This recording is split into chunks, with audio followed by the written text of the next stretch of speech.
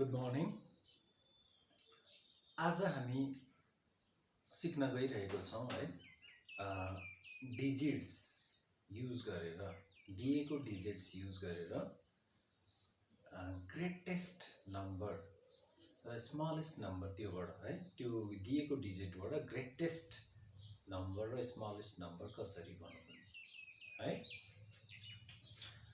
So using the digits 9631 without repetition. अब यो डिजिट्सहरूलाई हामीले रिपिट गर्न पाउने छैनौँ क्वेसनको मुताबिक है।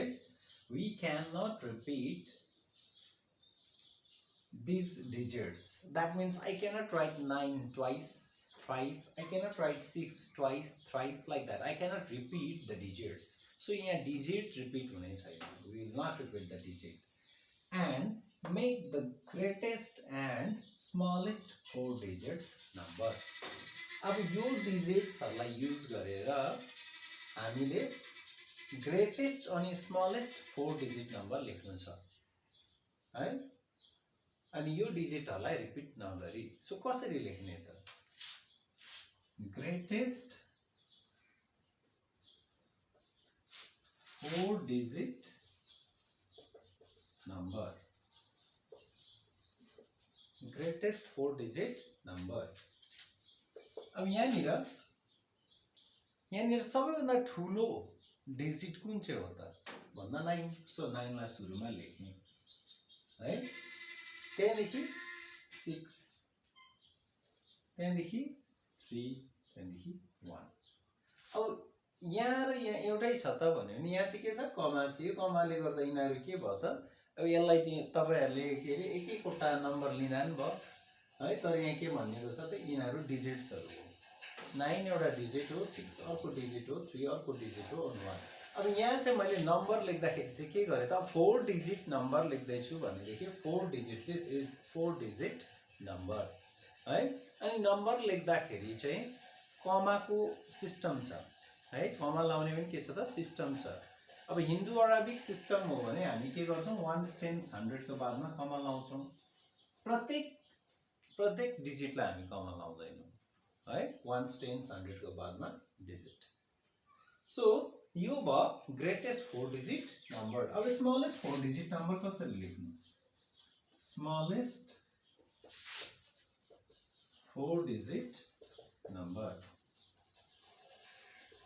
अब स्मलेस्ट 4 डिजिट नम्बर लेख्न लागि मैले के गर्छु त सबैभन्दा सानोलाई सुरुमा लेख्छु है। जस्तै सबैभन्दा सानो के छ त यहाँ 1 लेख्छु, त्यहाँदेखि 3 लेख्छु, त्यहाँदेखि 6 लेख्छु, त्यहाँदेखि 9 लेख्छु। यो बन्यो हाम्रो स्मलेस्ट, यो डिजिटबाट बनिनु सक्ने सबैभन्दा सानो नम्बर। यो डिजिटबाट यो डिजिट्सहरुबाट बनिनु सक्ने सबैभन्दा सानो नम्बर 1 3 6 9। अनि यो डिजिट्सहरु युज गरेर बनिनु सक्ने सबैभन्दा ठूलो number, the greatest possible number which we can make from these digits without repeating is 9631। अब यो त ठिकै छ, यो जसुकैले गर्छ है। तर समस्या कहाँ आउँछ जति बेला अब फेरि हाम्रो अर्को क्वेशन छ अरे है। अर्को क्वेशन के छ अरे सपोज अब यो जग्गामा चाहिँ हामीलाई भन्यो अरे 5 0 6 9 यो डिजिटहरु युज गरेर है without repeating greatest and smallest 4 digit number लेख भन्यो भने चाहिँ अनि अलिकति प्रब्लम हुन्छ हामीलाई है। त के गर्ने त भन्दा अब ग्रेटेस्ट त भइहाल्छ। सबैभन्दा ठुलो यहाँ के छ त 9 छ। सो 9 लेख्ने, त्यहाँदेखि 6, त्यहाँदेखि 5 अनि 0। So this is the largest possible number we can make from these given digits without repeating। अब smallest यसो गर्ने। अब सबैभन्दा सानो यहाँ के छ त 0 है, त्यहाँदेखि आयो 5, त्यहाँदेखि आयो 6, त्यहाँदेखि आयो 9। यो यसरी लेख्यौं भने यो के भयो त गलत भयो है। भरसक चाहिँ अब हामी के गर्छौं त यसै गर्छौं, किन भन्दा 0 सबैभन्दा सानो हो अनि त्यसलाई हामी सुरुमा लेख्छौं। अनि 5 अनि 6 अनि 9 तर एक्जामिनरले जसले एक्जामिन गर्दैछ है, जसले हाम्रो अब हेर्दैछ, उसले के भन्छ त, अथवा म्याथले के भन्छ त भनेदेखि यो चाहिँ 3 डिजिट नम्बर मात्रै भयो भन्छ। म्याथले के भन्छ अरे, यो चाहिँ 3 डिजिट नम्बर मात्रै भयो भन्छ। किन 3 डिजिट भन्दाखेरि कुनै पनि नन जिरो नम्बर भनेको जिरो बाहेक जति पनि नम्बर छ है, जिरो बाहेक 1 2 3 4 5 6 7 8 9, जिरो बाहेक अरू जुन चाहिँ पनि नम्बर छ त्यो भयो नन जिरो नम्बर। सो कुनै पनि नन जिरो नम्बरको अगाडि जिरो छ भने त्यसको भ्याल्यु हुँदैन। अनि त्यसको भ्याल्यु हुनुको लागि त्यो चाहिँ एटलिस्ट एउटा नन जिरो नम्बरको पछाडि हुनु पर्यो, अगाडि होइन तर पछाडि हुनु पर्यो है, लेफ्टमा होइन तर राइटमा हुनु पर्यो। जस्तै 5 भनेको 5 अब 5 भइहाल्यो है। 05 भनेको के त, 05 भनेको के त 5 हो, 5 भनेको पनि 5 हो, 05 भनेको पनि 5 हो। भन्नु मतलब जब जिरो चाहिँ नि कुनै नन जिरो नम्बरको अगाडि लाग्छ त्यसको कुनै भ्याल्यु छैन, इट हैज नो भ्याल्यु। तर यही जिरो फेरि एउटा नन जिरो नम्बरको बादमा लाग्यो भने now it has value, now it is not 5, now it is 50। यो अब के होइन, यो अब 5 होइन, यो अब के भयो 50 भयो। सो जिरो नन जिरो नम्बरको अगाडि त्यसको कुनै भ्याल्यु छैन, तर नन जिरो नम्बरको बादमा फेरि त्यसको भ्याल्यु छ है। भनेपछि यो हाम्रो के भएछ, गलत भएछ है। अब smallest possible number, smallest 4 digit number using this चाहिँ के गर्नु पर्यो त, अब जिरो त हामीले अगाडि लेख्नु भएन, त्यसमै जिरो भन्दा अलिकति ठुलो अनि अरू भन्दा सानो डिजिट कुन चाहिँ छ त, यहाँ भन्दा 5 छ, कुन चाहिँ छ 5, त्यसो भए 5 लेख्छु है। अब 5 को तुरन्त बादमा चाहिँ जिरो हालिहाल्नु पर्यो, नभएदेखि चाहिँ फेरि त्यो ठुलो नम्बर बनिन्छ है। जस्तै 5 0 6 9। अब मैले सपोज यसो गरेँ अरे 5 6 9 0 भनेदेखि त यो चाहिँ भयो तपाईँको 5069 भयो। यो कति भयो त 5069, अनि यो चाहिँ बनिँदैछ 5690। भन्नु मतलब यो त ठुलो भयो हैन। सो यो डिजिटहरु युज गरेर सबैभन्दा स्मलेस्ट पोसिबल नम्बर इज 5069 है। त्यसरी हामी जिरो भएको डिजिटहरु छ भने यसरी गर्छौं। अब लार्जेस्ट ग्रेटेस्ट बनाउँदा त हामीलाई समस्या छैन, तर स्मलेस्ट बनाउँदाखेरि चाहिँ सुरुमा चाहिँ जिरो भन्दा अलिकति ठुलो नम्बर लेख्ने, त्यहाँदेखि त्यसको बादमा जिरो लेख्ने, तुरन्त बादमा जिरो लेख्ने है। जस्तै अब यसको जग्गामा अझै अर्को छ अरे 2 5 0 6 7। अब यसलाई योबाट हामीले अब सबैभन्दा ठुलो नम्बर कुन चाहिँ बनाउन सक्छौं त, लार्जेस्ट पोसिबल नम्बर चाहिँ कुन हुन सक्छ, सबैभन्दा ठुलो के हो 6 हो है।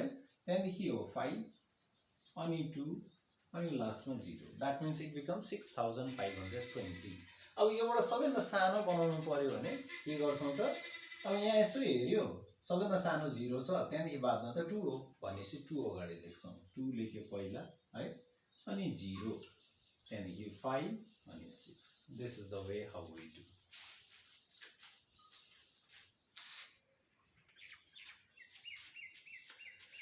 अब अर्को क्वेशन छ, how many 3 digits numbers can be formed by using the digits 0 5 7 without repeating any digit in the number। अब दिएको तीनटा डिजिट युज गरेर है हामी कतिवटा नम्बर बनाउन सक्छौं, 3 डिजिट नम्बर कतिवटा 3 डिजिट नम्बर बनाउन सक्छौं है। हेरौं अब यहाँनिर चाहिँ हामीले के गर्नु पर्दैन, ग्रेटेस्ट स्मलेस्ट छुट्याइ बस्नु पर्दैन है। हामी कतिवटा नम्बर बनाउन सक्छौं यो डिजिटहरुलाई युज गरेर। अब कसरी बनाउनु त भन्यो भने यो डिजिटहरुको हामी के गर्न सक्छौं त, पोजिसन चेन्ज गर्न सक्छौं, प्लेस चेन्ज गर्न सक्छौं। वन्समा भएकोलाई टेन्समा, टेन्समा भएकोलाई हन्ड्रेडमा, हन्ड्रेडमा भएकोलाई टेन्समा, त्यसरी रिसफल गरेर हामी के गर्छौं नम्बर बनाउँछौं भने। जस्तै एउटा नम्बर बनिन्छ, अब सानोबाट सुरु गरौँ है, 5 0 7 एउटा यो बनियो है। अर्को 5 लाई अगाडि राख्दियौँ 5 7 0 यो बनियो है। अब यो दुईटा अलग अलग हो नि त। अब 5 को सक्यो है। त्यसो गर्दा हामीलाई के हुन्छ त एउटा सिरिज आउँछ नि है, एउटा सिरिज आउँछ। ए यहाँ 5 यहाँ पनि 5 को सक्यो। अब सुरुमा 0 लेखेर त पुरै आएन। जस्तै मैले 0 5 7 हुँदैन। किन हुँदैन? किनभने यो कतिमा गन्ती भयो त? यो 2 डिजिट नम्बरमा गन्ती भयो। किन अघि मैले भनिहालेँ है, कुनै पनि नन जिरो नम्बरको अगाडिको 0 को भ्याल्यु छैन।